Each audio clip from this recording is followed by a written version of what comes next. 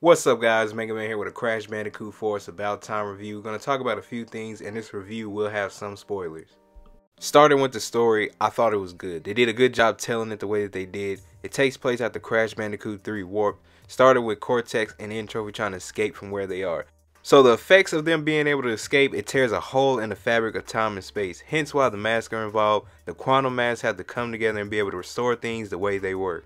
When the cutscenes come on, it's just so fun just to see the personalities, them saying something funny or just doing something randomly funny, the responses to the enemies that they fought previously, to even the new characters and the mask. Just some of the personality from the mask is just pretty hilarious in certain parts of the game.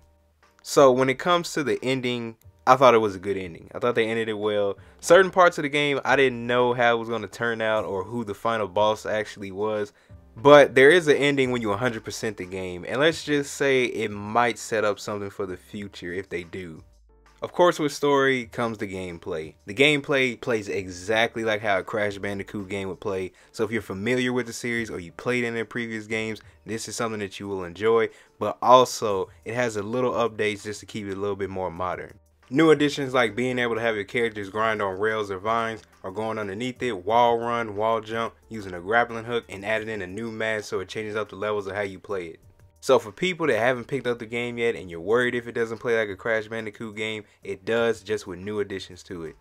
Included in those new additions, we have more characters to play as like Dingodile, Cortex, and Tana.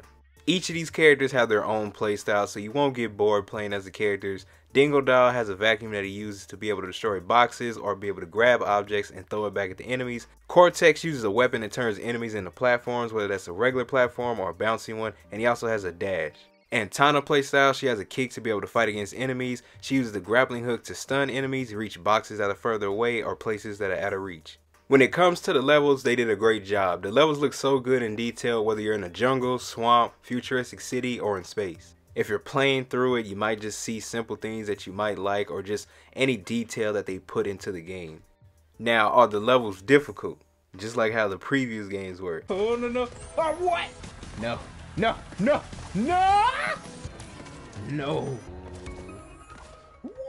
I'll say some of them are difficult. As you play early on in the game, the levels seem a little bit more easier, and as you progress, they become a little bit more difficult.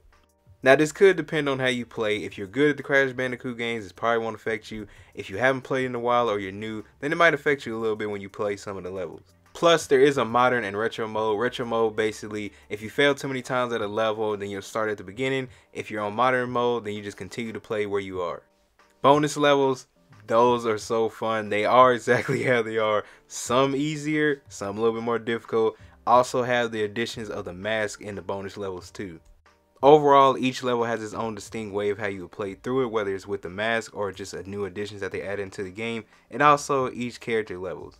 In a way, you won't get bored with the game, and that's not even counting the inverted levels that changes up the levels that you previously played through, and also the flashback tape levels. And a nice throwback that they did was how you travel to the levels like how they did with Crash Bandicoot 1. Something else that I thought was pretty cool they added was if you 100% a level, you'll be able to unlock a costume for Crash or Coco. That adds playability and being able to customize your character. Overall thoughts about the game, it's a good game to pick up. If you're new to Crash Bandicoot, if you're familiar with the series, anybody can jump into the game and play through it.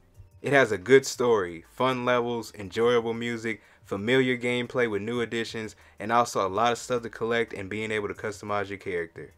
You can see that they worked hard on this game and maintained what made the original games fun for players to play through, while also adding in their own style for new players to play through. Comment below if you played the game, did you think this was a good game and was it a good addition to the Crash Bandicoot series? Thank you guys for watching this video. Stay tuned for future gaming updates and reviews, and I'll see you guys in the next video.